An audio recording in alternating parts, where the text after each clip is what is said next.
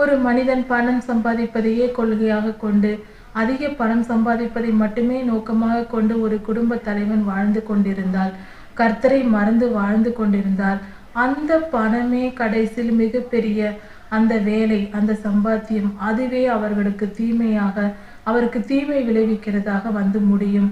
இப்படி நிச்சயம் நடக்கும். அது கர்த்தருடைய நீதியாய் இருக்கிறது. ஒருவர் பிள்ளைகளுக்காகவே வாழ்ந்து கொண்டு கர்த்தரை மறந்து போனால் அந்த பிள்ளைகள் கடைசியில் பெற்றோர்களை மறந்து போவார்கள். இப்படிதான் நடக்கும். இதற்கு காரணம் நாம் செய்வது தவறு. நம்முடைய பிதாவாகிய தேவனுடைய அன்பும் ஆண்டவராகிய இயேசு கிறிஸ்துவின் கிருபையும் சமாதானமும் உங்கள் அனைவரோடும் கூட இன்றைக்கும் இருப்பதாக. தலைப்பு: நான் உன்னை விட்டு விலகுவதும் இல்லை, உன்னை கைவிடுவதும் இல்லை. 1 சாமுவேல் 3ஆம் அதிகாரம். சீலோவில் இருந்த தேவாலயத்தில் ஏலி ஆசாரியராய் இருந்தார். அப்பொழுது ஓப்னியும் பினகாசும் அக்கிரமம் செய்து வந்தார்கள். கர்த்தர் அவர்களை நான் நியாயம் தீர்ப்பேன் என்று ஒரு தேவ மனிதன் மூலமாக ஏலி தாத்தாவுக்கு சொல்லி அனுப்பினார். அப்படி இருந்தும் ஏலி அதை கேட்டார். ஆனாலும் அந்த பிள்ளைகளை அவர்கள் கண்டித்து வளர்க்கவில்லை. அதனால் அவர்களுடைய அக்கிரமம் மகா பெரியதாய் வளர்ந்து கொண்டு அப்படியே நடந்து கொண்டிருந்தது, நிறுத்தப்படவில்லை. இப்படிப்பட்ட சூழ்நிலையில் சாமுவேல் ஐயா அந்த தேவாலயத்தில் சிறு பிள்ளையாய் இருந்து வளர்ந்து கொண்டிருந்தார். இப்படி அவர் வளர்ந்து பெரியவராய் வளர்ந்த பின்பாக ஒரு நாள் தேவாலயத்தில் சாமுவேல் ஐயா இருந்தார். அன்று மாலை நேரத்தில் கர்த்தருடைய விளக்கு அணைவதற்கு முன்பாக, அதாவது சாமுவேல் ஐயா தேவாலயத்திலேயே குழந்தையாய் இருந்து வளர்க்கப்பட்டு கொண்டு வந்து கொண்டிருக்கிறார். இந்த நிலையில் ஒரு நாள் இரவு தொடங்கும் போது அந்த மாலை நேரத்தில் அவர்கள் படுத்து கொள்ள போகிறார்கள். ஏலியும் படுத்து கொள்ள சென்று விட்டார். அவர் வயது முதிர்ந்தவராய் இருந்தார். கண் பார்வை சற்று மங்களாய் இருந்தது. அந்த காலகட்டத்தில் கர்த்தருடைய தீர்க்க தரிசனங்கள் அங்கு வரவில்லை, கிடைக்கவில்லை. அது அபூர்வமாய் இருந்தது. யாரோ ஒருவர் எப்பொழுதாவது தீர்க்க தரிசனம் சொல்வது, அது போல தீர்க்க தரிசனங்கள் அபூர்வமாய் இருந்தது. இப்படிப்பட்ட சூழ்நிலை தான் மிகவும் மோசமான நிலை என்பதை நாம் உணர்ந்து கொள்ள வேண்டும். தீர்க்க தரிசனங்கள் கிடைக்காமல் இருப்பதே ஒரு பாவமான சூழ்நிலை. ஒவ்வொரு கர்த்தருடைய பிள்ளைகளும் கர்த்தரோடு பேசவும் பழகவும், தொடர்ந்து கர்த்தருடைய வார்த்தைகளை கேட்டுக்கொண்டு அவருடைய வழி நடத்துதலில் வாழ்ந்து கொண்டிருக்க வேண்டும். நம் வாழ்க்கை என்பது தீர்க்க தரிசனத்தின் வழியில் நாம் நடத்த வேண்டும். அப்படி இல்லாத நிலை ஒரு கர்த்தருடைய ஊழியக்காரர்களுக்கோ கர்த்தருடைய பிள்ளைகளுக்கோ இருக்குமானால் நம்மிடத்தில் பாவம் இருக்கிறது என்பதே பொருளாகும். இதற்கு இந்த சம்பவம் ஆதாரமாய் இருக்கிறது. இவர்கள் பாவம் செய்தார்கள். அது நிமித்தமாக கர்த்தருடைய வார்த்தை கிடைக்காமல் வாழ்ந்து வந்தார்கள். இப்படிப்பட்ட நிலையில் கர்த்தர் ஏலி ஆசாரியராய் இருந்தும் அவரோடு பேசாமலும், அவருடைய குமாரர்களான ஓப்னி பினகாஸ் வயதில் பெரியவர்களாய் இருந்தும் அவர்களுடனும் பேசாமல் சிறுவனாய் இருந்த சாமுவேலை நோக்கி கூப்பிடுகிறார். கர்த்தர் பேசுகிறார். அன்று இரவு அவர்கள் படுத்து கொள்ளும் போது கர்த்தர் வந்து சாமுவேலே சாமுவேலே என்று கூப்பிடுகிறார். அதற்கு சாமுவேல் எழுந்து ஓடி போய் ஏலியிடம் போய் நின்று கொண்டு, என்னை கூப்பிட்டீரே என்று கேட்கிறார். அதற்கு ஆசாரியரான ஏலி, நான் உன்னை கூப்பிடவில்லை மகனே, நீ போய் படுத்துக்கொள் என்று சொல்லுகிறார். பின்பு வந்து சாமுவேல் ஐயா படுத்து கொள்ளுகிறார். அதன் பின்பு மீண்டும் குரல் கேட்கிறது. சாமுவேலே என்று கூப்பிடுகிற குரல் கேட்கிறது. உடனே சாமுவேல் எழுந்து நின்று ஓடிப்போய் ஏலியிடம் சென்று, என்னை நீர் கூப்பிட்டீரே என்று கேட்கிறார். அதற்கு ஏலி, நான் உன்னை கூப்பிடவில்லை மகனே, நீ போய் படுத்துக்கொள் என்று சொல்லுகிறார். பின்பு சாமுவேல் வந்து படுத்து கொள்ளுகிறார். மூன்றாவது விசையும் சாமுவேலே என்று கூப்பிடுகிற சத்தம் கேட்கிறது.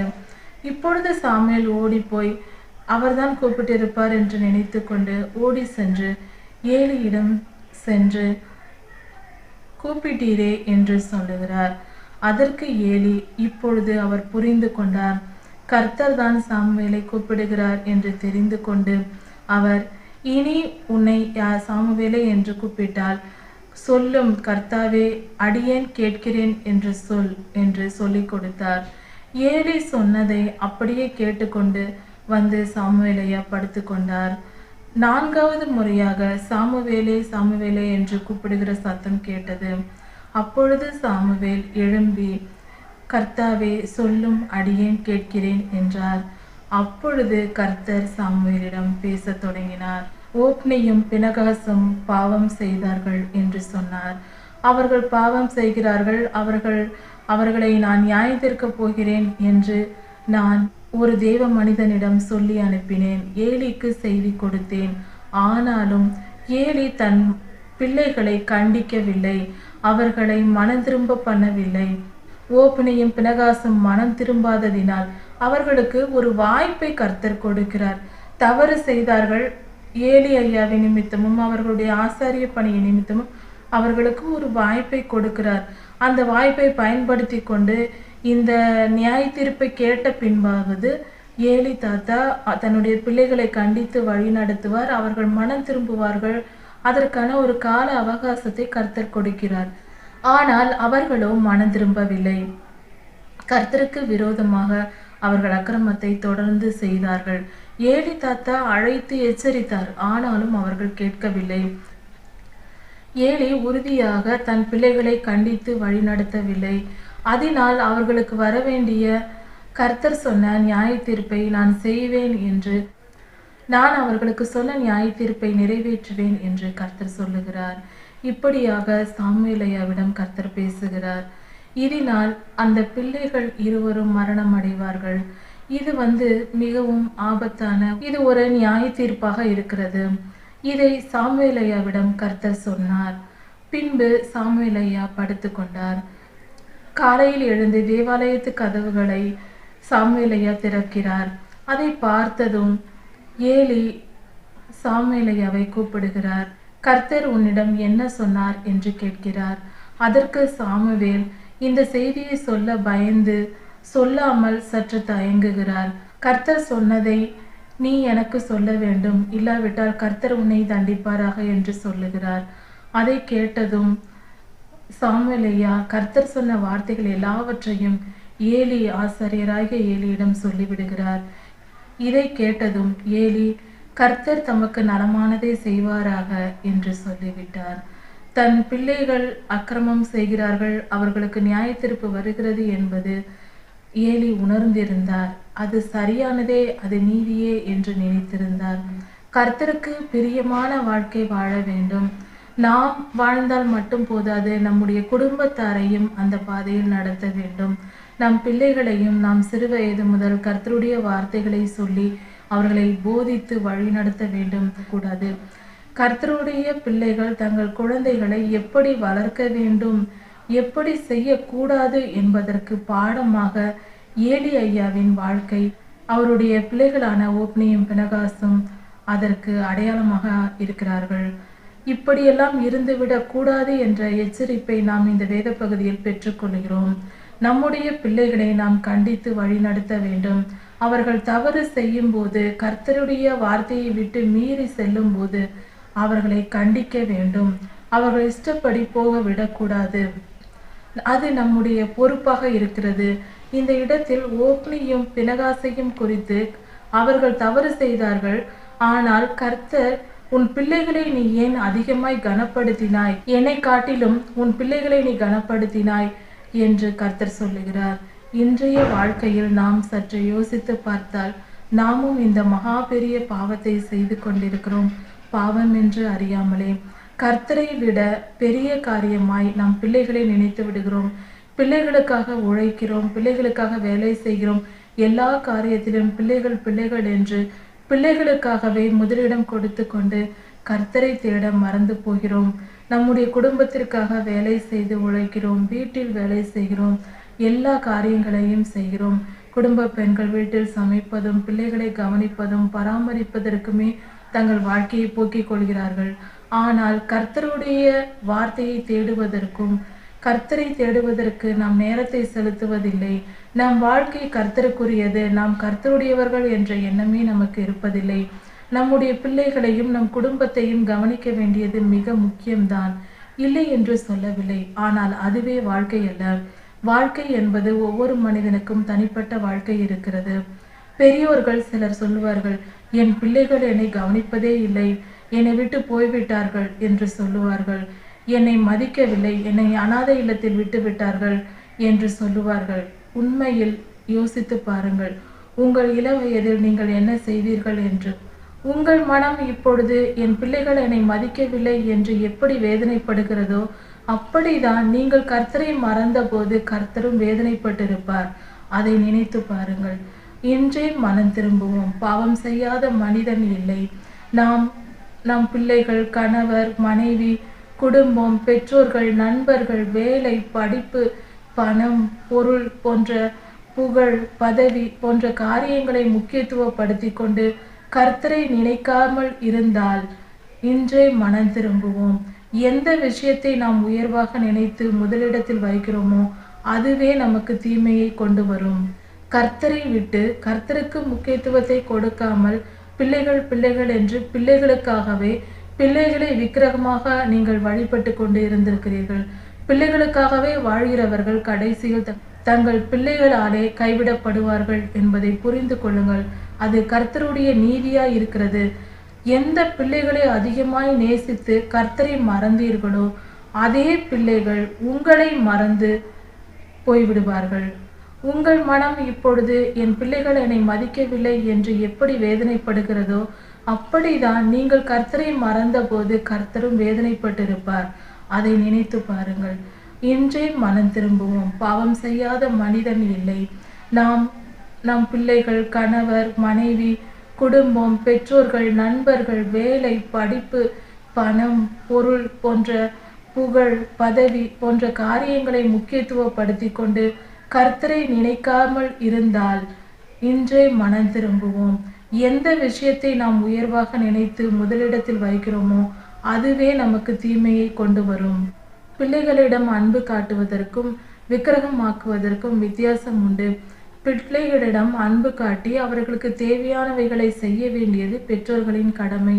அதை செய்யாவிட்டால் கர்த்தர் கண்டிப்பாக நியாயம் தீர்ப்பார். அதை நாம் பதில் சொல்ல வேண்டும். அதையும் மறந்து போகக்கூடாது. ஆனால் அதே சூழ்நிலையில் எதற்கெடுத்தாலும் பிள்ளைகளையே நினைத்து கொண்டு கர்த்தரை மறந்து போகும் அளவுக்கு போய்விடக்கூடாது. சரியான புரிதல் வேண்டும். நம் குடும்பத்தையும் மனிதனையும் உறவுகளையும் எந்த இடத்தில் வைக்க வேண்டுமோ அந்த இடத்தில் வைக்க வேண்டும். கர்த்தரை முதலிடத்தில் இருக்க வேண்டும். நம் இருதயத்தை ஆளுகை செய்கிறவர், நம் வாழ்க்கையை நம்மை ஆளுகை செய்கிறவர் கர்த்தராய் இருக்க வேண்டும். இந்த புரிதல் நமக்கு தேவை. நம் வாழ்க்கையில் எல்லா காரியங்களும் பின்பாக இருக்க வேண்டும். முதலில் கர்த்தர் இருக்க வேண்டும். கர்த்தருக்குரிய காரியங்களை செய்துவிட்டு பின்பு மற்ற காரியங்களை நினைக்க வேண்டும். ஒரு பணம் நமக்கு சம்பளமாக வருகிறது என்றால் முதலில் கர்த்தருக்குரிய தசம பாகம், காணிக்கை இவைகளை செலுத்திவிட்டு மிச்ச பணத்தை எடுத்து நம் குடும்பத்திற்காக நாம் அதை செலவு செய்ய வேண்டும். நம்முடைய நேரத்தை காலையில் எழுந்தவுடன் முதலில் கர்த்தரை துதித்து ஆராதித்து கர்த்தரை நோக்கி ஜெபித்து வேத வசனத்தை ஒரு வசனமாவது படித்து விட்டு பின்பு நம் வேலைகளை தொடர்ந்தால் அந்த நேரத்தில் கர்த்தருக்கு நாம் கனப்படுத்துகிறோம். இப்படியே ஒவ்வொரு காரியத்திலும் நாம் முதலில் கர்த்தருக்கு செய்ய வேண்டும். நம்மளுடைய ஒவ்வொரு செயலும் கர்த்தரை நோக்கி இருக்க வேண்டும். நம் பிள்ளைகள் ஒரு வேலையை நம்மிடத்தில் கேட்கிறார்கள் என்றால் நாம் ஜெபிக்க போகிறோம் அல்லது வேதம் வாசித்து கொண்டிருக்கிறோம், நாம் ஊழியம் செய்து கொண்டிருக்கிறோம். அப்பொழுது நம் பிள்ளைகள் ஏதாவது உதவி கேட்டால் நாம் எழுந்து போய் செய்துவிட போகக்கூடாது.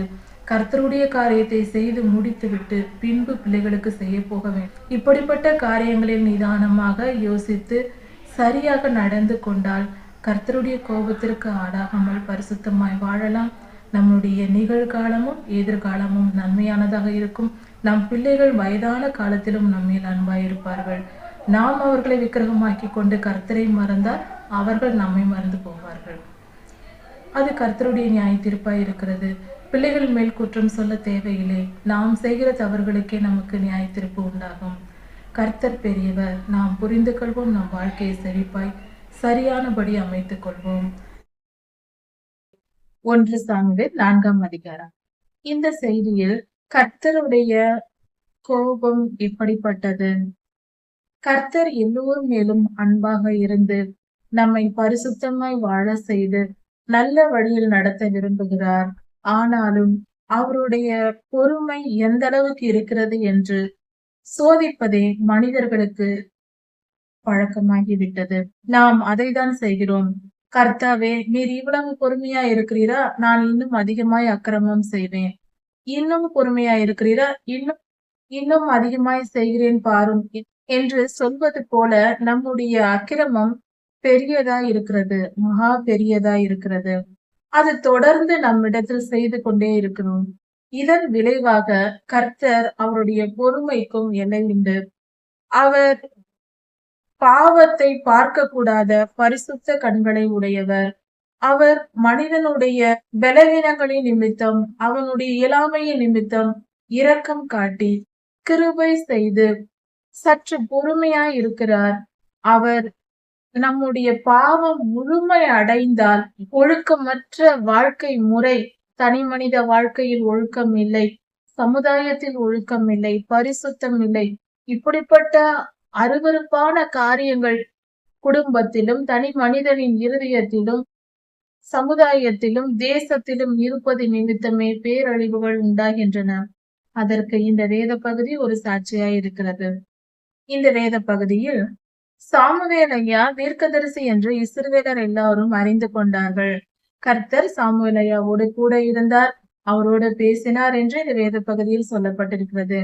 கர்த்தர் தம்மால் தெரிந்து கொள்ளப்பட்ட ஒரு மனிதன், தம் கண்களுக்கு பிரியமான மனிதன் இருந்தால் அந்த மனிதனோடு கூடவே இருக்கிறார். யோசேப்போடு கூட இருந்தார் கர்த்தர் என்று சொல்லப்பட்டிருக்கிறது. அதே போல சாமுவேல் ஐயாவோடும் கர்த்தர் இருந்தார் என்ற இந்த அதிகாரத்தில் நமக்கு கொடுக்கப்பட்டிருக்கிறது. கர்த்தர் சாமுவேல் ஐயாவோடு இருந்தார். அதனால் சாமுவேல் ஐயா தீர்க்க தரிசனம் உரைத்தார். இப்படி இருக்கையில் இஸ்ரவேலர்கள் பெலிஸ்தரை நோக்கி யுத்தம் செய்ய போனார்கள். இஸ்ரவேலர்கள் எப்ரோனிலே பாளையம் இறங்கினார்கள். பெலிஸ்தர்கள் ஆப்பெக்கிலே பாளையம் இறங்கினார்கள். இப்படி அவர்களுக்கு யுத்தம் தொடங்கியது. அதாவது இஸ்ரவேலர் கானானுக்குள் பிரவேசிக்க போகும்போது, நுழைந்த பொழுது பெலிஸ்தர்களை அவர்கள் முற்றிலும் அழித்து விடாமல் விட்டு விட்டார்கள். அதனால் அவர்கள் நூற்றுக்கணக்கான வருடங்களாக இந்த காலம் வரைக்கும், சாமுவேல் ஐயாவின் காலம் வரைக்கும் அவர்கள் இஸ்ரவேலுக்கு விரோதமாக யுத்தம் செய்து கொண்டே இருந்தார்கள். யுத்தம் செய்ய தொடங்கினார்கள் பெலிஸ்தருக்கு விரோதமாக. அப்பொழுது யுத்தத்தில் இஸ்ரவேலர்கள் பெலிஸ்தரோடு யுத்தம் செய்ய போனார்கள். அப்பொழுது இஸ்ரவேலர்கள் 4000 பேர் வெட்டுண்டு விழுந்தார்கள். அந்த இடத்தில் யுத்தத்தில் இஸ்ரவேலர்கள் அதிகமாய் பாதிக்கப்பட்டார்கள். 4000 பேர் இறந்து மடிந்தார்கள். இதை பார்த்ததும் இஸ்ரவேலர்கள் மிகவும் மனம் உடைந்து, மனம் வேதனைப்பட்டு இரவு வந்து கர்த்தரிடத்தில் வேண்டுதல் செய்கிறார்கள். எல்லோரும் கூடி பேசுகிறார்கள். நாம் ஏன் இன்று தோற்று போனோம்?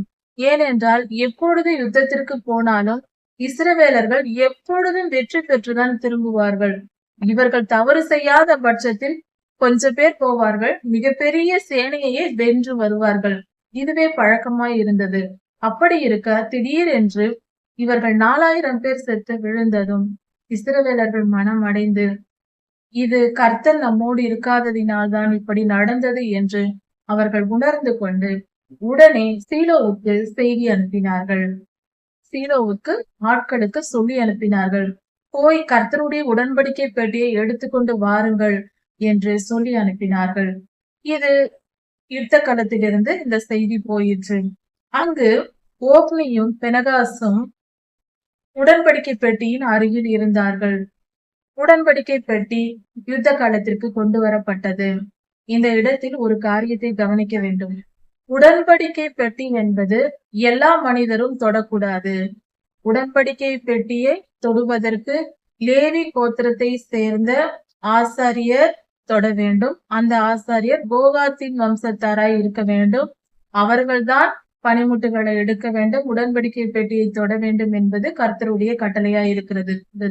7 ஆசாரியராய் இருந்தும் அந்த பிள்ளைகள் இருவருமே அக்கிரமமாய் தேவாலயத்திலேயே அவர்கள் அருவருப்பாய் நடந்தார்கள், பாவம் செய்தார்கள், கர்த்தருக்கு விரோதமாய் எழும்பினார்கள். கர்த்தருடைய பலிகளை கர்த்தருக்கு முன்பாக இவர்கள் முந்தி எடுத்து கொண்டார்கள். கர்த்தருக்கு சேர வேண்டிய கொழுப்பை, அந்த பொருட்களை இவர்கள் எடுத்துக்கொண்டார்கள். இதிலிருந்து கர்த்தருக்கு விரோதமாக இவர்கள் செயல்பட்டார்கள் என்பது தெரிகிறது. இதுதான் பாவத்தின் உச்சகட்டம். மனித வாழ்க்கையில் பாவம் என்பது முதலில் ஒரு தனி மனிதனுக்கு உள்ளே லேசாக முளைக்க தோன்றும். இச்சை லேசாக இருக்கும். அதன் மேல் பாவம் முளைக்க தொடங்கும். அந்த பாவம் கொஞ்சம் கொஞ்சமாக பெருகி அது கடைசியில் கர்த்தருடைய தேவாலயத்தின் காரியத்தில், கர்த்தருடைய காரியத்தில், கர்த்தருடைய ஊழியத்தின் காரியத்தில், கர்த்தருடைய காணிக்கைகளில், கர்த்தருடைய கை கர்த்தருடைய விஷயத்தில் இப்படிப்பட்டவர்கள் கை வைப்பார்கள். அதுவே அவர்களுடைய பாவத்தின் உச்சகட்டமாக இருக்கிறது. முதலில் கர்த்தருடைய பிள்ளைகளுக்கு விரோதமாய் எழும்புவார்கள். கர்த்தருடைய ஊழியர்களுக்கு விரோதமாய் செயல்படுவார்கள். இது அப்படியே வளர்ந்து வளர்ந்து அதனுடைய முடிவாக உச்சகட்டமாக பாவம் கர்த்தருடைய ஆலய காரியங்கள், கர்த்தருடைய பரிசுத்தத்திற்கான காரியங்களில் தொடுவார்கள். இதற்கு ஓப்னியும் பினகாசும் ஆதாரமாய் இருக்கிறார்கள், சாட்சியாய் இருக்கிறார்கள். இவர்கள் செய்ததுதான் அடையாளமாய் இருக்கிறது நமக்கு. இப்படி அவர்கள் பெருகியது அவர்களுடைய முடிவின் காலத்திற்கு அறிகுறியாயிற்று. கர்த்தர் சொன்னபடியே ஏற்கனவே பல ஆண்டுகளுக்கு முன்பாகவே ஏலிக்கு எச்சரிக்கை கொடுத்தும், இப்படி உன் பிள்ளைகள் அழியப் போகிறார்கள் என்று சொல்லியும், ஏலி கூப்பிட்டு சொல்லியும் அவர்கள் கேட்கவில்லை. அவர்கள் அடங்காத பிள்ளைகளாய் இருந்தார்கள். அதன் விளைவு இப்பொழுது நடக்கப் போகிறது. இஸ்ரவேலர்கள் நினைத்தார்கள், உடன்படிக்கை பெட்டியை எடுத்துக்கொண்டு நாம் யுத்தத்துக்கு போனால் நாம் வெற்றி பெற்று விடுவோம் என்று நினைத்து அவர்கள் யுத்தத்துக்கு போனார்கள். அப்பொழுது அந்த யுத்தத்தில் மகா பயங்கரமான யுத்தம் உண்டாயிற்று. இந்த யுத்தம் துவங்குவதற்கு முன்பாகவே உடன்படிக்கை பெட்டி வருகிறது. எங்கிருந்து? சீலோவிலிருந்து இவர்கள் யுத்தம் செய்கிற எபிரோன் இடத்திற்கு வருகிறது. இந்த இடத்தில் சற்று கவனிக்க வேண்டும். உடன்படிக்கை பெட்டி வருகிறது என்று சொல்லப்பட்டிருக்கிறது. அதை யார் எடுத்து வந்தார்கள் என்று வேதத்தில் இந்த இடத்தில் கொடுக்கப்படவில்லை. அதை ஓப்னியும் பினகாசும் தான் சுமந்து வந்திருக்க வேண்டும். ஏனென்றால் இவர்கள் இறந்து விட்டார்கள் இங்கு என்று ஆட்கள் வந்து பின்பாக சொல்லுகிறார்கள் இந்த அதிகாரத்தின் முடிவில். அப்படி என்றால் இவர்களுடைய வேலை ஆசாரிய பணிதான். அப்படி இருக்க இவர்களே அந்த பெட்டியை சுமந்திருக்கிறார்கள். உடன்படிக்கை பெட்டியின் அருகில் இருந்தார்கள் என்று வேதம் சொல்லுகிறது இந்த வேத பகுதியில். அப்படி இருக்க இவர்கள் பாவமும் செய்துவிட்டு அதே அந்த பாவ கரைகளோடு உடன்படிக்கை பெட்டியை சுமந்திருக்கிறார்கள். அதை எடுத்துக்கொண்டு அவர்கள் வரும்போது வந்திருக்கிறார்கள். இதுதான் நடந்திருக்கலாம். அப்படி இருக்க இவர்கள் உடன்படிக்கை பெட்டியை எடுத்துக்கொண்டு வந்ததும் அங்கிருந்த ஜனங்கள், இஸ்ரவேலர்கள் எல்லோரும் கம்பீரமாய் ஆர்ப்பரிக்கிறார்கள். ஏனென்றால் இவர்கள் வெற்றி பெற போகிறோம் என்கிற விசுவாசத்தின் அடிப்படையில் சந்தோஷமாக கொண்டாடுகிறார்கள். கர்த்தருடைய உடன்படிக்கை பெட்டி வந்து விட்டது, அதனால் நாம் இன்று வெற்றி பெறுவது நிச்சயம் என்று ஆர்ப்பரிக்கிறார்கள். இந்த ஆர்ப்பரிப்பின் சத்தம் பெலிஸ்தருக்கும் கேட்கிறது. இஸ்ரவேலரின் பாளையத்தில் உடன்படிக்கை பெட்டி வந்ததை கண்ட பெலிஸ்தர்கள் பயந்து இன்னும் அதிகமாய் புருஷர்களாய் இருங்கள், இன்னும் வீரமாய் யுத்தம் செய்யுங்கள் என்று இன்னும் அதிகமாய் அவர்கள் உற்சாகத்துடன் அதிக கவனத்துடன் யுத்தம் செய்கிறார்கள். இந்த நிலையில் உடன்படிக்கை பெட்டி வந்தது. ஆனால் கர்த்தர் அவர்கள் மத்தியில், இஸ்ரவேல் மத்தியில் இல்லை. இவர்களுடைய அக்கிரமத்தின் நிமித்தம் கர்த்தர் அந்த இடத்தை விட்டு விலகிவிட்டார். இதை அறியாத இஸ்ரவேலர்கள் யுத்தம் செய்தார்கள். அப்பொழுது அந்த யுத்தத்தில் 30,000 பேர் செத்து மடிந்தார்கள். ஒரு யுத்தம் என்று வரும்போது கர்த்தர் ஏதோ ஒரு பக்கம் சேர்ந்து கொண்டு இன்னொரு தேசத்தாரை அழிப்பதல்ல, அக்கிரமம் செய்த அனைவரையும் அழிக்கிறார். 2 தேசங்களையும் இருக்கிற அக்கிரமத்தை அழிப்பதற்காகவும் அவர்களுடைய மதியினத்தின் நிமித்தம் அவர்கள் கொண்டிருக்கிற பொல்லாத எண்ணங்களை அழிப்பதற்காகவுமே கர்த்தர் யுத்தங்களை ஏற்படுத்துகிறார் என்று தோன்றுகிறது இந்த வேத பகுதியை பார்க்கும்போது. பெலிஸ்தர்களும் அக்கிரமக்காரர்கள், அவர்களுடைய அக்கிரமம் தீரும்படி அவர்களை அழிக்கிறார். இஸ்ரவேலர்களும் இங்கு அக்கிரமம் செய்தார்கள். இவர்கள் கர்த்தருக்கு கீழ்ப்படிந்து நியாயப்பிரமாணத்தை கை கொண்டு நடக்கவில்லை. தேவாலயத்திலேயே அக்கிரமம் செய்திருக்கிறார்கள். அப்படியால் இவர்களும் அழிக்கப்பட வேண்டியவர்களே. இந்த யுத்தத்தில் 34,000 பேர் சுமார் இஸ்ரவேலர்கள் இறந்திருக்கிறார்கள். அப்படியானால் கர்த்தர் நீதியாய் நியாயத்திருக்கிறார், யாருக்கும் பாரபட்சம் பார்க்கிறவர் அல்ல என்பது தெரிகிறது. அதனால் கர்த்தருடைய பிள்ளைகள் நாம் கவனமாக மிக எச்சரிக்கையாக இருக்க வேண்டும். கர்த்தருடைய வழி நடத்துதலை புரிந்து கொள்ள வேண்டும். தேவன் அன்பாகவே இருக்கிறார் என்று சொல்லிக்கொண்டு நான் என்ன வேணாலும் செய்வேன், கர்த்தர் என்னை கொஞ்சம் கொண்டே இருப்பார் என்று நினைக்க கூடாது. அது மகா மதியீனமான செயல், அறிவுள்ளவர்கள் செய்கிற செயல் அல்ல. கர்த்தர் நீதி உள்ளவர். நீதிதான் அவருக்கு பிரதானம். அதன் பின்புதான் எல்லா காரியங்களும். நீதிக்கு மிஞ்சி எந்த இரக்கமும் கிருபையும் வந்து விடாது என்பதை உணர்ந்து கொள்ள வேண்டும். இப்படியாக அந்த யுத்தம் முடிந்தது. அன்றைய தினம் அந்த யுத்தத்தில் 30,000 பேர் இறந்தார்கள். அதிலிருந்து பென்யமீன் கோத்திரத்து ஒரு மனிதன் யுத்த களத்திலிருந்து ஓடி சீலோவிற்கு சென்று ஏலி தாத்தாவிடம் சொல்வதற்கு ஓடுகிறார். அப்படி போகும்போது அங்க ஏலி தாத்தா நின்று கொண்டு என்ன நடந்தது, ஏதோ சத்தம் கேட்கிறதே, ஊர் ஜனங்கள் எல்லாம் வேதனையோடு புலம்புகிறார்கள். அந்த அந்த சத்தம் ஏலி தாத்தாவின் காதுகளில் விழுகிறது. அவருக்கு 96 வயதாயிருந்தது. அவருடைய கண்கள் மங்களாய் இருந்தது. அந்த சமயத்தில் இவர் சத்தத்தை கேட்டு என்ன நடந்தது என்று கேட்கிறார். அப்பொழுது பென்யமீன் கோத்திரத்து அந்த மனுஷன் ஓடி வந்து, நான் இப்பொழுதுதான் பாளையத்திலிருந்து வருகிறேன். உடன்படிக்கை பெட்டி பிடிக்கப்பட்டாயிற்று. ஓப்னியும் பினகாசும் இறந்து விட்டார்கள் என்று ஏலி தாத்தாவிடம் சொல்லுகிறார்கள். இதை கேட்ட ஏலி அவர் உட்கார்ந்திருந்த ஆசனத்திலிருந்து இடறி விழுந்து கீழே விழுந்து அவருடைய பிடரி முறிந்து அந்த இடத்திலேயே அவரும் மரித்து விட்டார். இப்படி 3 உயிர்கள், ஏலி தாத்தா மரித்து விட்டார், ஓப்னி பினகாஸ் அவரும் மரித்து விட்டார். இப்படியாக நடந்தது. இந்த சமயத்தில் நிறைமாத கர்ப்பிணியாய் ஏலி தாத்தாவின் மருமகள் இருந்தார். நிறைமாத கர்ப்பிணியாய் இருந்திருக்கிறார். அந்த சமயத்தில் இந்த செய்தியை கேட்டதும் உடனே அவருக்கு அந்த அதிர்ச்சி நிமித்தம் பிரசவ வலி வந்து குழந்தை பிறந்தது. அந்த குழந்தை பிறந்ததும் அவர் உயிருக்கு போராட தொடங்கினார். அந்த சமயத்தில் அந்த வேலைக்கார பெண்கள், அங்கிருந்த உதவிக்கு இருந்த பெண்கள், பயப்படாதே, குழந்தை ஆண் குழந்தை பிறந்திருக்கிறது என்று சொன்னார்கள். ஆனாலும் அந்த மருமகளோ அதை ஒரு பொருட்டாக பிள்ளையை நினைத்து பார்க்காமல், அவர்களுக்கு பிள்ளையை நினைத்து வருத்தம் இல்லை, உடன்படிக்கை பெட்டியை நினைத்து வேதனைப்பட்டு அந்த நேரத்திலும் தன் வீடு தன் குடும்பம் என்று இல்லாத ஒரு பரிசுத்தமான பெண்ணாய் அவர் இருந்திருக்கிறார். உடன்படிக்கை பெட்டி பிடிக்கப்பட்டது என்று சொன்ன உடனே அதிர்ச்சி அடைந்து கர்த்தருக்காக வைத்திருந்த அந்த பக்தி வைராக்கியத்தின் நிமித்தம் அவர்கள் துடித்திருக்கிறார்கள். பயந்து மிகவும் வேதனைப்பட்டிருக்கிறார்கள். அதனால் குழந்தை பெற்று கொடுத்து விட்டு அவர் இறந்து விட்டார்கள். இறக்கும் சமயத்தில் அந்த குழந்தைக்கு ஈக்கபோத் என்று பெயர் வைத்தார்கள். இப்படி அந்த மருமகளும் இறந்தார்கள். அந்த பெண் இறக்கும் போது கர்த்தருடைய மகிமை இஸ்ரவேலை விட்டு போயிற்று என்று சொல்லி புலம்பி மரித்தார்கள். கர்த்தருடைய மகிமையை இஸ்ரவேல் இழந்தது. அவர்கள் பாவம் செய்தார்கள். கர்த்தருக்கு விரோதமாய் பாவம் செய்தார்கள். விபச்சார பாவம் செய்தார்கள்.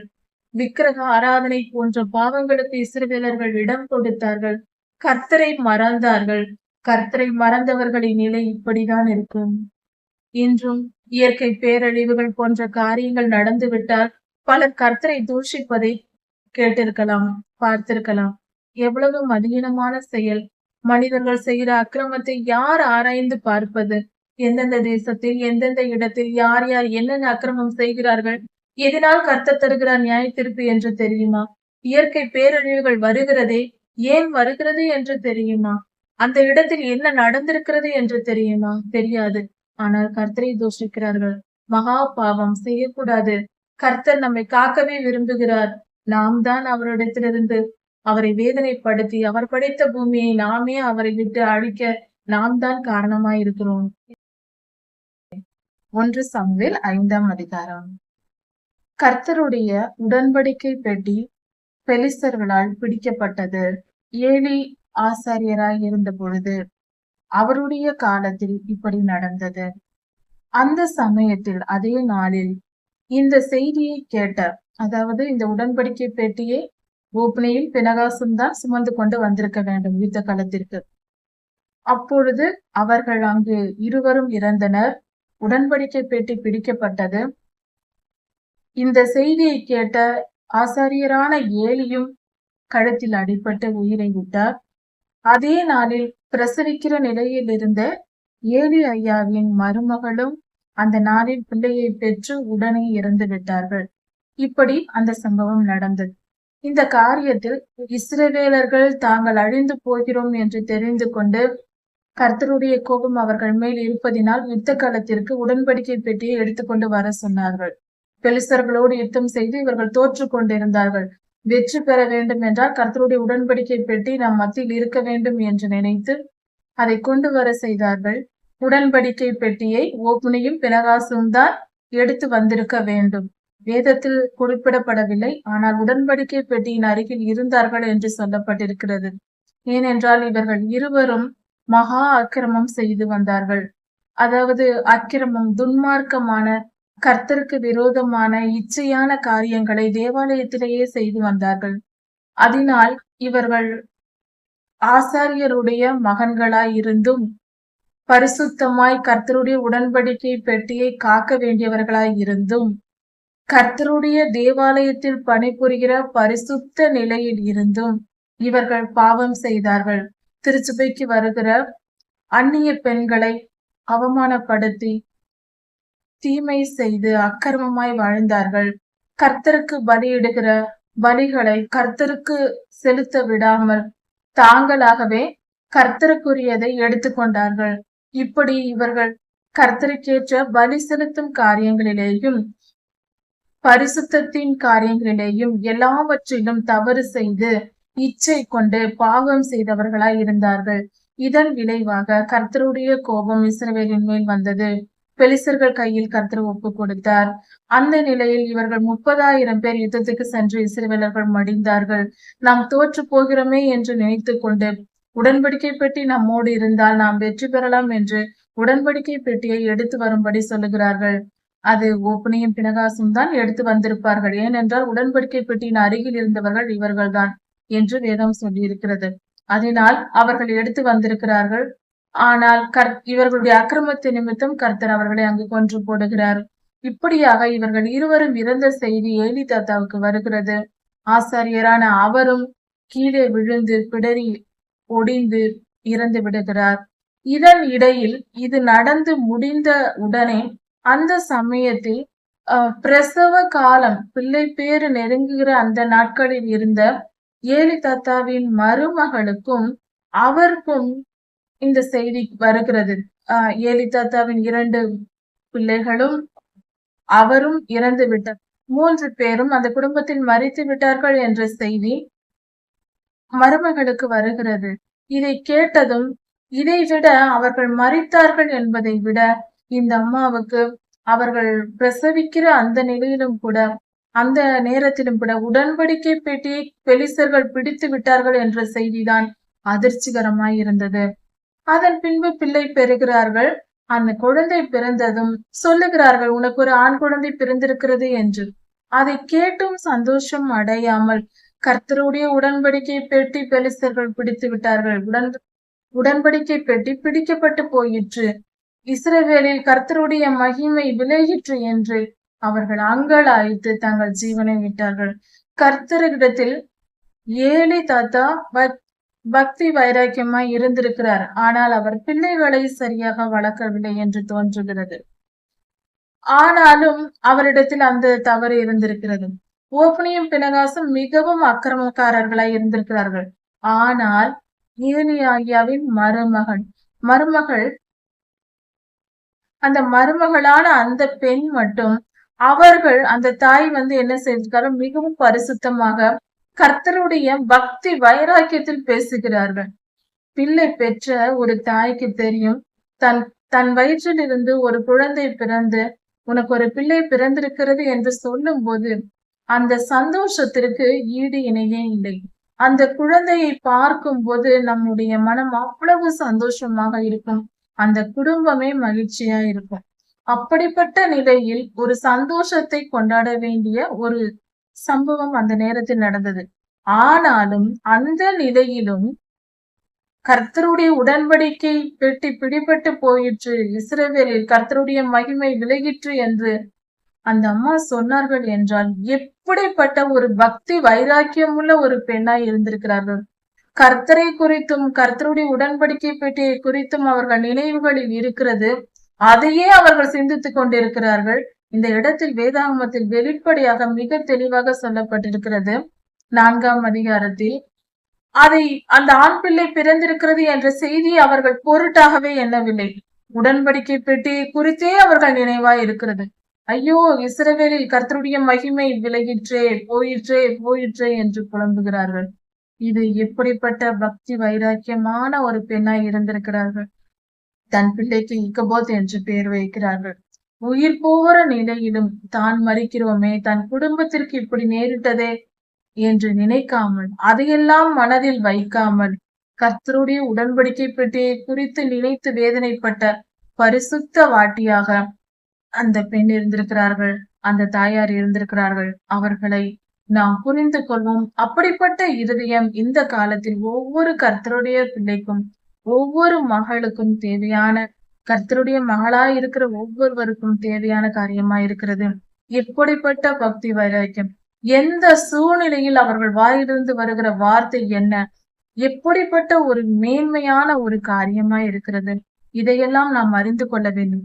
உயிர் போகிற நிலைமை, ஒரு குழந்தையை தன் கையில் பெற்றெடுத்திருக்கிற நிலைமை, இப்படிப்பட்ட இன்பமும் துன்பமும் ஒரே நாளில் கர்த்தருடைய உடன்படிக்கை பெட்டியை நினைத்து, கர்த்தருடைய மகிமையை நினைத்து இழந்து போனோமே என்று வேதனைப்பட்டார்களே, அந்த வேதனையிலேயே பிள்ளை பெற்று அந்த வேதனையிலேயே ஜீவனை விட்டார்களே, அந்த பெண் உண்மையிலேயே கர்த்தருடைய பக்தியுள்ள பெண்ணாய் இருக்கிறார்கள்.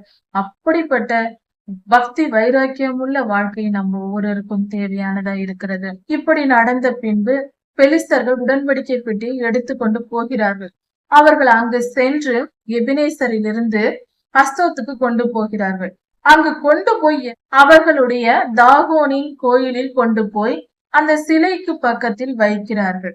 இப்படி வைத்து விட்டு அவர்கள் இரவு அதை பூட்டி விட்டு சென்று விடுகிறார்கள். மறுநாள் காலையில் அங்கு வந்து பார்க்கும்போது அவர்களுடைய தாகோனின் சிலை மிக உயரமானது, கற்சிலை. அந்த சிலையை என்ன செய்திருக்கிறார்கள்? அதாவது அவர்கள் சிலை வைக்கும் முறை என்ன என்றால், குழி தோண்டி மரம் நடுவது போல அதை ஆழமாக தோண்டி நட்டுதான் அந்த இடத்தில் வைத்திருப்பார்கள் அந்த கோயிலில். அதே போலதான் இதையும் வைத்திருந்தார்கள். ஆனால் அன்று இரவு என்ன நடந்தது? அப்படி நட்டு வைக்கப்பட்ட சிலை இருக்கிற அந்த கோயிலில், அந்த சிலைக்கு அருகில் உடன்படிக்கை பெட்டியை அப்படியே கொண்டு போய் வைத்திருக்கிறார்கள். ஆனால் என்ன நடந்தது? மறுநாள் காலையில் போய் பார்த்தால், நட்டு வைக்கப்பட்ட அந்த சிலை முகங்குப்புற விழுந்து உடன்படிக்கை பெட்டியை வணங்குவது போல விழுந்து கிடந்தது. அந்த நிலையில் உடன்படிக்கை பெட்டியை வணங்குவது போல அது அப்படியே விழுந்து கிடந்தது. இதை பார்த்ததும் அதிர்ச்சி அடைந்த அந்த கோயில் பூசாரிகள், அங்கிருப்பவர்கள், அந்த ஊர் பெரியவர்கள் எல்லோரும் சேர்ந்து இது எப்படி நடந்தது என்று ஆச்சரியப்பட்டு அவர்களால் புரிந்து கொள்ள முடியவில்லை. அதன் பின்பு அதையெல்லாம் எடுத்து செப்பனிட்டு மீண்டுமாக இருந்த விதமாகவே இன்னும் அதிகமாக ஆழமாக நல்லபடியாக தோண்டி மீண்டுமாக அந்த சிலையை நட்டுவிட்டு அன்று இரவு கதவை பூட்டிவிட்டு சென்று விட்டார்கள். மறுநாள் காலையில் அவர்கள் அங்கு வந்து பார்க்கும்போது அந்த தாகோனில் சிலை, மிக உயரமான பெரிய சிலை, கீழே விழுந்து கிடக்கிறது. அதன் தலையும் கையும் வெட்டப்பட்டு துண்டிக்கப்பட்டு கிடக்கிறது. அந்த வாசல் நிலையில் அந்த உடல் பகுதி, அந்த சிலையின் உடல் பகுதி மட்டுமே கீழே விழுந்து குப்புற கிடக்கிறது. அந்த தலையும் அந்த கையும் வாசற்படியில் விழுந்து உடைந்த நிலையில் கிடக்கிறது. இப்படியாக இந்த சம்பவம் நடக்கிறது. இவர்கள் மீண்டுமாக அந்த இடத்தில் வந்து பார்க்கிறார்கள். இதை பார்த்ததும் அதிர்ச்சி அடைகிறார்கள். என்ன நடந்திருக்கும்? அதன் பின்பு இவர்கள் மிகவும் பயந்தார்கள். அஸ்தோத்தூரார் பயந்தார்கள். அது மட்டுமல்லாமல் இன்னும் சில காரியங்கள் நடந்தது. அந்த ஊர் முழுவதும் மூல வியாதி வந்தது. ஊர் முழுவதும் பயங்கரமான மூல வியாதி. ஜனங்களின் அழுக்குறர்கள் எங்கும் கேட்கிறது. எங்கு பார்த்தாலும் மூல வியாதி. அதனால் அதிகமான ஜனங்கள் மரித்து கொண்டிருக்கிறார்கள். மிக பெரிய கர்த்தருடைய கோபம் அவர்கள் மேல் வந்தது. கர்த்தருடைய உடன்படிக்கை பெட்டி என்பது இஸ்ரவேலில் இருக்க வேண்டும். அதில் பிரதான ஆசாரியர் மாத்திரமே அதை தொட வேண்டும். பல வழிமுறைகள், நெறிமுறைகள் இருக்கிறது. அதன்படிதான் செய்ய வேண்டும். அந்த முறைமைகள் மாறாமல் பரிசுத்தப்படுத்தி கொண்டுதான் ஆசாரியர்களே அங்கு செல்வார்கள். அப்படி இருக்க வேண்டிய நிலையில் இவர்கள் கொண்டு வந்து யார் வேண்டுமானாலும் எடுக்கலாம் என்பது போல பெலிஸ்தர்கள் எடுத்து வந்து பரிசுத்த குலைச்சல் ஆக்கியது நிமித்தம் அவர்கள் அந்த ஊரார் அநேகம் பேர் செத்து விழுந்தார்கள். இதை கண்டதும் அந்த ஊர் ஜனங்கள் மிகவும் பயந்து இவர்கள் எகிப்தில் இருந்து இஸ்ரவேலர்கள் வந்தபோது எகிப்தியரை வாதித்த இவர்கள் தேவர்கள் அல்லவா? அதை இங்கு கொண்டு வந்து வைத்ததும் நம்மூரிலும் வாதை தொடங்கிவிட்டது. அதனால் இந்த உடன்படிக்கை பெட்டியை உடனே வெளியே எடுத்து கொண்டு போக வேண்டும், இங்கு வைக்க கூடாது என்று ஜனங்கள் எல்லாம் புலம்ப ஆரம்பித்தார்கள். இதை கண்டதும் ஜனங்கள் சேர்ந்து உடன்படிக்கை பெட்டியை காத் ஊருக்கு கொண்டு போகும்படி சுற்றி கொண்டு, உள்ளே வராமல் சுற்றி கொண்டு காத் ஊருக்கு கொண்டு போய் காத் பட்டணத்தில் கொண்டு போய் வைக்க வேண்டும் என்று முடிவெடுத்தார்கள். அதே போல உடன்படிக்கை பெட்டியை எடுத்துக்கொண்டு காத் பட்டணத்தில் கொண்டு போய் வைத்தார்கள். அங்கு வைத்ததும் அங்கும் அதே மாதிரியான மூல வியாதிகள், பயங்கரமான மூல வியாதி வந்து ஜனங்கள் அநேகம் பேர் செத்தார்கள். இதை பார்த்து கொண்டிருந்த அந்த ஊர் ஜனங்கள், அந்த வலியிலும் பிரச்சனையிலும் அந்த வேதனையிலும் இருக்கிற ஜனங்கள் கூக்குரல் இட்டு, ஐயோ, அந்த தேவர்களை கொண்டு வந்து இங்கு வைத்தது ஏன்? உடன்படிக்கை பெட்டியை குறித்து அவர்கள் சொல்லாமல் தேவர்கள் என்று சொல்லுகிறார்கள். இங்கு வைத்து அந்த தெய்வம் எங்களை கொன்று விடுகிறதே என்று சொல்லி புலம்பி அழ ஆரம்பித்தார்கள். புலம்பினார்கள், வேதனைப்பட்டார்கள். உடனே உடன்படிக்கை பெட்டியை வெளியே அனுப்பிவிட வேண்டும், மூல வியாதி இங்கும் வந்து விட்டது, அநேகம் பேர் செத்து விழுகிறார்கள் என்ற நிலை ஏற்பட்டது. இப்படிப்பட்ட நிலையில் அந்த உடன்படிக்கை பெட்டியை எடுத்துக்கொண்டு இவர்கள் வேறு இடம் செல்ல நினைத்தார்கள். இப்படியாக காத் பட்டணம் எங்கும் மூல வியாதியும் அதனால் மிகப்பெரிய உயிர் இழப்புகளும் ஏற்பட்டு கொண்டிருந்தது. கர்த்தருடையவைகள் எவைகளோ அவைகளை தொடக்கூடாது. அப்படி தொட்டால் அது நிமித்தம் கர்த்தரிடத்தில் அடி வாங்க வேண்டி இருக்கும். கண்டிப்பாக கர்த்தர் அடிப்பார். கர்த்தருடைய காணிக்கையை திருடினால் அதற்கும் அடி உண்டு. கர்த்தருடைய எந்த பொருள்களையோ எந்த விஷயங்களையோ அபகரித்துக் கொள்ளக்கூடாது. அதே போல கர்த்தருடைய ஊழியர்களை தூஷிப்பது, கர்த்தருடைய ஊழியங்களுக்கு தொல்லை கொடுப்பது, கர்த்தருடைய காரியங்களில் குறுக்கிடுவது போன்ற காரியங்கள் செய்தால் அதற்குரிய தண்டனை பெரியதா இருக்கும் என்பதை நாம் அறிந்து வைத்துக் கொள்ள வேண்டும். கர்த்தருக்குரியது என்று சொல்லும் போது அதை குறித்தான பக்தி வைராக்கியம் நம் மனதில் இருக்க வேண்டும். கர்த்தரால் அபிஷேகம் பண்ணப்பட்டவர்களுக்கு என்றால் அதற்கு மரியாதை கொடுக்க வேண்டும். தாவீது ராஜா, சவுல் வந்து கர்த்தரால் அபிஷேகம் பண்ணப்பட்டவராய் இருந்தார். ஆனால் கர்த்தருடைய ஆவியானவர் விலகிய பின்பும் கூட சவுலுக்கு இவர் கனப்படுத்தினார், மரியாதை கொடுத்தார், அவர் மேல் கை போடவில்லை. கர்த்தருக்கு பயந்து நம்மை காத்துக் கொள்வோம். 1 சாமுவேல் 5ஆம் அதிகாரம் 6ஆம் அதிகாரம். பெலிஸ்தர்கள் கொண்டு போன கர்த்தருடைய உடன்படிக்கை பெட்டி அஸ்தோத்தில் வைக்கப்பட்டது. பெலிஸ்தர்களால் கொண்டு போகப்பட்ட உடன்படிக்கை பெட்டி, இஸ்ரவேலில் இருந்த கர்த்தருடைய உடன்படிக்கை பெட்டி அஸ்தோத்திற்கு கொண்டு போகப்பட்டது. அங்கு மூல வியாதியினால் கர்த்தர் வாதித்தார். கர்த்தருடைய வாதை வந்ததினால் அவர்கள் பயந்து அதை காத் பட்டணத்திற்கு அனுப்பினார்கள். அங்கும் பயங்கரமான மூல வியாதி என்ற வாதை வந்து அந்த வியாதியினால் அநேகம் பேர் செத்தார்கள். இப்படிப்பட்ட பாதிப்பு ஏற்பட்ட உடனே அந்த ஊர் ஜனங்களும் கர்த்தருடைய உடன்படிக்கை பெட்டியை கண்டு பயந்து அதனால் நாம் அழிந்து போவோம் என்று நினைத்து அங்கிருந்து உடன்படிக்கை பெட்டியை எக்ரோனுக்கு அனுப்புகிறார்கள். இதை கொண்டு வரும்போது எக்ரோன் ஊரார் ஜனங்கள் எங்களையும் எங்களை அழிப்பதற்கும், அங்கிருந்த எக்ரோன் ஊரார் ஜனங்கள் எங்களையும் எங்கள் ஊர் ஜனங்களையும் அழிப்பதற்கு கர்த்தருடைய உடன்படிக்கை பெட்டியை கொண்டு வந்தீர்களே என்று பயந்து கூக்குரலிட்டார்கள். உடன்படிக்கை பெட்டி வருவதை பார்த்தே அவர்கள் கூக்குரலிட்டார்கள். இப்படி நடந்ததும் எக்ரோன் ஊர் ஜனங்கள் அவர்கள் மிகுந்த துக்கத்தோடு கூக்குரலிட்டார்கள். அதே போல நடந்தது. அங்கு கர்த்தருடைய கை பாரமாய் இருந்தது. கர்த்தருடைய நியாயத்திற்கு வந்தது. அங்கிருந்த ஜனங்கள் மூலவியாதியினால் அங்கிருந்தவர்களும் பாதிக்கப்பட்டு அநேகம் பேர் செத்தார்கள்.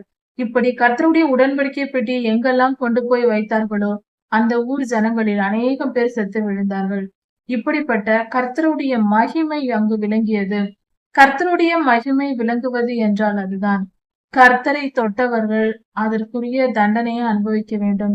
கர்த்தருக்கு விரோதமான செயல்களில் ஈடுபட்டவர்கள், கர்த்தருடைய ஊழியர்களை குறை சொல்பவர்கள், குற்றப்படுத்துகிறவர்கள், தீமை விளைவிப்பவர்கள், கர்த்தருடைய ஊழியத்திற்கும் கர்த்தருடைய நாமத்திற்கும் தீங்கு விளைவிப்பவர்கள், கர்த்தருடைய காரியங்களில் எதற்கும் எதிர்ப்பை காட்டுகிறவர்கள், இப்படிப்பட்டவர்களுக்கு கர்த்தர் சரியான நியாய தீர்ப்பை கண்டிப்பாய் வழங்குவார். அது இந்த வேத பகுதியில் தெளிவாய் விளங்குகிறது. எக்ரோன் ஊராரிலும் பல பேர் இறந்தார்கள். அஸ்தோத்தில் இறந்தார்கள், காத்தில் இறந்தார்கள், எக்ரோன் ஊரிலும் வளர்ந்தார்கள். உடன்படிக்கை பெட்டி பெலிஸ்தரின் தேசத்தில் 7 மாதங்கள் இருந்தது. அந்த 7 மாதத்தில் அநேகம் பேர் செத்து விழுந்தார்கள். எடுத்துக்கொண்டு போன பெலிஸ்தர்கள் பயந்து மீண்டுமாக கர்த்தருடைய உடன்படிக்கை பெட்டியை இஸ்ரவேலுக்கு அனுப்பிவிட நினைத்தார்கள். இப்படி அவர்கள் முடிவு செய்து, ஏனென்றால் 7 மாதம் அளவும் அங்கிருந்த வாதை மகா பெரியதாய் இருந்தது. கர்த்தருடைய கை மகா பாரமாய் இருந்தது அந்த ஜனங்களுக்கு. அவர்கள் பயந்தார்கள், தவித்தார்கள், பல துன்பங்களை அடைந்தார்கள். இதை செய்யக்கூடாத வேலையை செய்ததினால் அவர்களுக்கு வந்த தண்டனை. கர்த்தருடைய உடன்படிக்கை பெட்டி பரிசுத்தமானது. அதில் 10 கட்டளைகள் உண்டு. இன்றும் கூட நம் கைகளிலும் உடன்படிக்கை பெட்டி இருக்கிறது என்பதை நாம் நினைவில் கொள்ள வேண்டும். அதுதான் பரிசுத்த வேதாகமம். அந்த பரிசுத்த வேதாகமத்தை நாம் பரிசுத்தமாய் அதை நாம் ஏற்று வைத்துக் கொள்ள வேண்டும். பரிசுத்த வேதாகமத்தை கையில் வைத்துக் கொண்டு கிறிஸ்தவர்கள் என்று சொல்லிக் கொண்டு கர்த்தருடைய ஊழியக்காரர்கள் என்று நம்மை நாமே அடையாளப்படுத்தி கொண்டு சமுதாயத்தில் நல்ல அந்தஸ்தில் இருந்து கொண்டு கர்த்தருக்கு விரோதமான பாவ செயல்களையும் இச்சைகளையும் கர்த்தருக்கு விரோதமான செயல்களையும் கர்த்தருடைய பொருள்களையும் காணிக்கைகளையும் அபகரிப்பது போன்ற காரியங்களை செய்தால், கர்த்தருடைய பிள்ளைகள் தவறு செய்தால், கர்த்தருடைய வார்த்தையை மீறி நடந்தால் நியாய தீர்ப்பு நிச்சயம் தவறவே தவறாது. அப்படி தவறாமல் இறந்து போய் கூட தப்பிக்க முடியாது. கர்த்தருடைய அடி வாங்கிதான் தீர வேண்டும். எக்ரோன் ஊர் ஜனங்கள் மிகுந்த பாதிப்புக்குள்ளானார்கள். பின்பு பெலிஸ்தரின் அதிபதிகள் எல்லோரும் கூடி உடன்படிக்கை பெட்டியை இஸ்ரவேலுக்கு திருப்பி அனுப்பிவிட வேண்டும் என்று முடிவு செய்தார்கள். அதன்படி செய்வதற்காக எப்படி செய்ய வேண்டும், என்னென்ன காரியங்கள் செய்ய வேண்டும் என்று கேட்டு தெரிந்து கொள்வதற்காக அவர்கள் மத்தியில் இருந்த குறி சொல்லுகிறவர்களையும் வித்தைக்காரர்கள், இந்த ஜோசியம் பார்க்கிறவர்கள் போன்றவர்களையும் அழைத்து நாங்கள் என்ன செய்ய வேண்டும் என்று அவர்கள் தேசத்தில் இருக்கிற குறி சொல்லுகிறவர்களிடத்தில் பெலிஸ்தர்கள் கேட்கிறார்கள். அதற்கு அவர்களுக்கு தெரிந்த சில முறைமைகளை சொல்லுகிறார்கள். அதாவது மூலவியாதியின் சாயலான 5 பொன் தங்கத்தால் செய்யப்பட்ட 5 சொரூபங்களையும், தங்கத்தால் செய்யப்பட்ட சுண்டலி உருவத்தில் இருக்கிற 5 பொன் சொரூபங்களையும் நீங்கள் எடுத்து ஒரு பெட்டியில் வைத்து கர்த்தருடைய உடன்படிக்கை பெட்டியையும் ஒரு வண்டியில் ஏற்றி இந்த பெட்டியையும் வைத்து நீங்கள் அனுப்ப வேண்டும். அந்த மாட்டு வண்டியை கறவை மாடுகள், பால் கொடுக்கிற 2 பசு மாடுகளை எடுத்து அதன் கன்று குட்டிகளை வீட்டில் பூட்டி வைத்துவிட்டு, அது பின்பாக போகக்கூடாது, அதை வீட்டில் பூட்டி வைத்துவிட்டு அந்த 2 பசு மாட்டுகளையும் வண்டியில் கட்டி உடன்படிக்கை பெட்டியையும் இந்த தங்க சொரூபங்களையும் வைத்து அந்த பெட்டியையும் அந்த வண்டியில் வைத்து நீங்கள் அனுப்பி விடுங்கள். அது தானாக நேராக அந்த வழி தவறாமல் அந்த வண்டி எந்த பக்கத்தில் போகிறது, அதாவது அந்த வண்டியை யாரும் ஓட்டுவதில்லை, மனிதர்கள் யாரும் இல்லை, அதில் மாடு மட்டுமே இழுத்து கொண்டு போக வேண்டும். அப்படியாக செய்து விடுங்கள் என்று சொல்லிவிட்டார்கள். அப்படி செய்துவிட்டு அந்த வண்டியின் பின்னாக பெலிஸ்தரின் அதிபதிகள் செல்லுகிறார்கள். அந்த மாட்டு வண்டி செல்லுகிறது. இப்படி செய்ய வேண்டும் என்று அந்த குறி சொல்லுகிறவர்கள் சொல்லுகிறார்கள். அதை கேட்டதும் அந்த அதிபதிகளும் அதற்கு கீழ்ப்படிந்து அப்படியே செய்கிறார்கள்.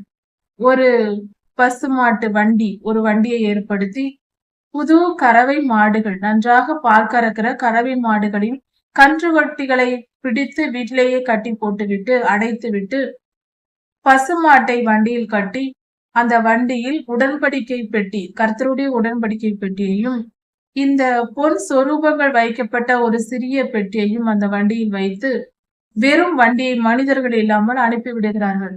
அந்த மாடுகள் கத்தி கொண்டே கூப்பிட்டு கொண்டே செல்லுகிறது. வருகிறோம் வருகிறோம் என்று சொல்வது போல அம்மா அம்மா என்று கூப்பிட்டு கொண்டே அந்த பசுமாடு அந்த வண்டியை இழுத்து கொண்டு போகிறது. ஆனால் அந்த குறி சொல்லுகிறவர்கள் என்ன சொல்லி இருந்தார்கள் என்றால், இப்படியெல்லாம் நீங்கள் செய்துவிட்டு பசுமாட்டை அந்த வண்டியை அனுப்பிவிடுங்கள். அதில் ஓட்டுவார் யாரும் இல்லாததினால் பசுமாடு தானாக செல்லும். அப்பொழுது அது நேராக இஸ்ரவேலுக்கு சென்றால், கீரியாத் யாரிமுக்கு சென்றால், இஸ்ரவேல் தேசத்திற்குள் இருக்கிற முதல் அந்த ஊர் அந்த இடத்தில் இருந்து அந்த கீரியாத் யாரிமுக்கு சென்றால் இது கர்த்தரால் வந்த வாதை என்று பொருள். இல்லை, அந்த மாடு வேறு எங்காவது வழி தப்பி சென்று விட்டால், நேராக இஸ்ரவேலுக்கு போகாமல் வேறு ஊர்களுக்கு எங்கேயாவது சென்று விட்டால், இது தற்செயலாய் வந்த வியாதி. இந்த வாதைகள் மூலவியாதி வந்ததெல்லாம் எதேச்சையாக தற்செயலாக வந்தது என்று நாம் நினைத்து கொள்ளலாம். இது நமக்கு தெரிந்துவிடும். அதனால் இப்படி செய்யுங்கள் என்று அந்த குறி சொல்லுகிறவர்கள் சொன்னார்கள்.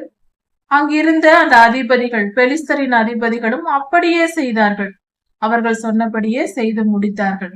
இப்படி செய்ததும் அந்த மாட்டு வண்டியில் மாடு கட்டப்பட்டது, கர்த்தருடைய உடன்படிக்கை பெட்டி வைக்கப்பட்டது, சிறிய பெட்டியில் பொன் சொரூபங்கள் வைக்கப்பட்டது, வண்டி அனுப்பிவிடப்பட்டது.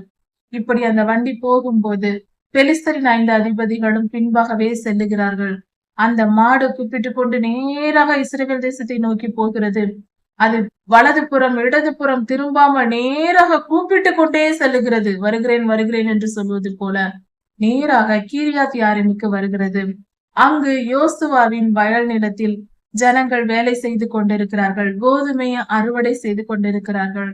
அந்த சமயத்தில் யோசுவாவின் கல் என்ற பெரிய ஒரு கல் இருக்கிற அந்த இடத்தில் மாட்டு வண்டி வருகிறது. அங்கிருந்த இஸ்ரவேலர்கள் உடன்படிக்கை பெட்டி பார்த்தார்கள். மாடு வருவதும் கர்த்தருடைய உடன்படிக்கை பெட்டி இருப்பதையும் பார்த்து சந்தோஷப்பட்டு, அதோ கர்த்தருடைய உடன்படிக்கை வந்து விட்டது என்று சந்தோஷமாய் கூப்பிட்டு ஆரவாரமிட்டு ஓடி வந்து மாட்டை எடுத்து பிடித்து அந்த வண்டியை உடைத்து கர்த்தருக்கு மாடுகளை பலி கொடுத்து அந்த வண்டியை மரங்களை உடைத்து அதை கர்த்தருக்கு தகன பலியாக செலுத்தினார்கள். உடன்படிக்கை பெட்டியையும் அந்த சிறிய பெட்டியையும் எடுத்து அவர்கள் கொண்டு போனார்கள். இப்படியாக இந்த சம்பவம் நடந்தது. இதையெல்லாம் அந்த பெலிஸ்தரின் அதிபதிகள் வந்து பார்த்து கொண்டிருந்து அவர்கள் செய்வதையெல்லாம் பார்த்து விட்டு அவர்கள் பின் திரும்பி போய்விட்டார்கள் அவர்களுடைய நாட்டிற்கு. இப்படியாக இந்த சம்பவம் நடந்தது. இதில் நாம் தெரிய வேண்டிய ஒரு முக்கியமான ஒரு ஆச்சரியமான காரியம், கர்த்தருடைய ஆவியானவர் எப்படியாக அந்த பசுமாட்டின் மூலமாக அதற்குள் அந்த மாட்டிற்குள் இறங்காமல் எப்படி அது தானாக வழி தெரிந்து கீரியாத் யாரிமுக்கு வரும். மாடு மேய்கிற மாடு, கறவை மாடு நன்றாக மேய ஆசைப்படும். பிள்ளை கண்டால் மேயதான் போகும். ஆனால் இந்த மாடு தன் கன்றுக்குட்டியையும் நினைக்கவில்லை, மேய்வதையும் நினைக்கவில்லை. நேராக உடன்படிக்கை பெட்டியை சுமந்து கொண்டு போகிறது என்றால் கர்த்தருடைய ஆவியானவரே அதை வழி நடத்தினார் என்பதற்கு வேறு சாட்சியே தேவையில்லை, சொல்லவே தேவையில்லை. அதுதான் நடந்திருக்கிறது. பரிசுத்த ஆவியானவரே உடன்படிக்கை பெட்டியை எடுத்து பரிசுத்த ஆவியானவரின் வழி நடத்துதலில் அது நடந்திருக்கும். இப்படி பெத்ஷிமேஷின் மனுஷர்கள் கர்த்தருடைய உடன்படிக்கையை எடுத்துக்கொண்டு பலிகளை எல்லாம் செலுத்தி முடித்தார்கள், சர்வாங்க தகன பலி எல்லாம். ஆனால் இந்த சமயத்தில் இன்னொரு காரியமும் நடந்தது. அந்த ஊரிலும் 50,070 பேரை கர்த்தர் அடித்தார். கர்த்தருடைய கோபம் வந்து அவர்கள் மரித்தார்கள். ஏனென்றால் அவர்கள் கர்த்தருடைய உடன்படிக்கை பெட்டியை பார்த்தார்கள், திறந்து பார்த்திருக்கிறார்கள். இது நிமித்தம் அந்த வாதை வந்தது. 50,070 பேர் மரித்திருக்கிறார்கள். இப்படி நடந்த பின்பு பெத்ஷிமேஷின் ஊரார் இப்படிப்பட்ட பரிசுத்தமான ஒரு தெய்வத்தை, அவருடைய தேவனுடைய பெட்டியை என்ன செய்வது என்று நினைத்து அவர்கள் கீரியாத் யாரிம் என்கிற அந்த ஊர் ஜனங்களுக்கு சொல்லி அனுப்பினார்கள். நீங்கள் வந்து கர்த்தருடைய பெட்டியை எடுத்துக்கொண்டு போங்கள் என்று சொல்லி அனுப்பினார்கள். இப்படியாக இந்த சம்பவம் நடந்தது. இப்படிப்பட்ட காரியம் நடந்தது.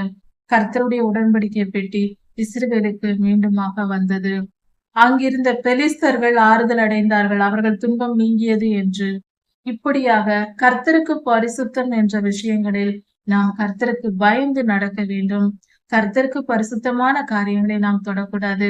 கர்த்தருக்கு பரிசுத்தமான காரியங்களை செய்கிற பொறுப்பில் நாம் இருந்தால், கர்த்தருடைய பிள்ளையாக இருந்தால், கர்த்தருடைய ஊழியத்தை செய்கிறவர்களாக இருந்தால், கர்த்தருடைய ஊழியத்தின் பணங்களை பொறுப்புகளை நாம் சுமப்பவர்களாக இருந்தால், பயபக்தியோடு கர்த்தருக்கு மரியாதையோடு நாம் நடந்து கொள்ள வேண்டும். கர்த்தருடைய பொருளை தம்முடைய சுய பலனுக்காக நமக்காக நாம் பயன்படுத்திக் கொள்ளக்கூடாது. அவர் பெரியவர், அவரை ஏமாற்ற முடியாது. கர்த்தருக்கு தெரியாமல் எதையும் செய்ய முடியாது. அவருடைய கண்கள் எவ்விடத்தில் இருந்தும் எல்லோரையும் பார்த்து கொண்டிருக்கிறது. கர்த்தர் நல்லவர்களுக்கு நன்மையையும் தீமைக்கு தீமையும் சரி கட்டுவார் என்று விசுவாசிக்கிறோம். இது எப்படி நடக்கும்? கர்த்தர் நாம் செய்கிற நன்மையையும் தீமையையும் அவர் பார்க்காதிருந்தால் எப்படி நடக்கும்? அவரால் எப்படி சரியாக கொடுக்க முடியும்? பரலோகம் நம்மை கவனிப்பதினால் தானே அது நடக்கிறது. நாம் செய்கிற நன்மைக்கு ஏற்ற பலனும் நமக்கு கிடைக்கும், தீமைக்கு ஏற்ற பலனும் நமக்கு கிடைக்கும். இதிலிருந்து நமக்கு என்ன தெரிகிறது? கர்த்தர் எப்பொழுதும் நம்மை கவனித்துக் கொண்டிருப்பதினால்தான் நன்மைக்கு நன்மையையும் தீமைக்கு தீமையும் சரி கட்ட அவரால் முடிகிறது.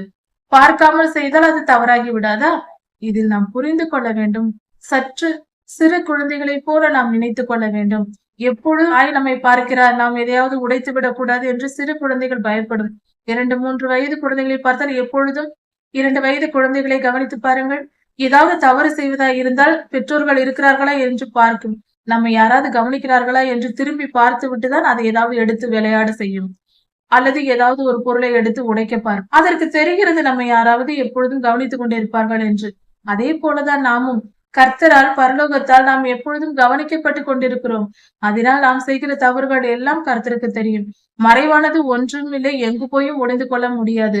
தாவீது ராஜா சொல்லி இருக்கிறாரே, விடியற் காலத்து சட்டிகள் எடுத்து நான் சமுத்திரத்தின் கடையாந்திரத்தில் போய் தங்கினாலும் கர்த்தாவே நீர் அங்கேயும் இருக்கிறீர் என்று சொல்லியிருக்கிறாரே.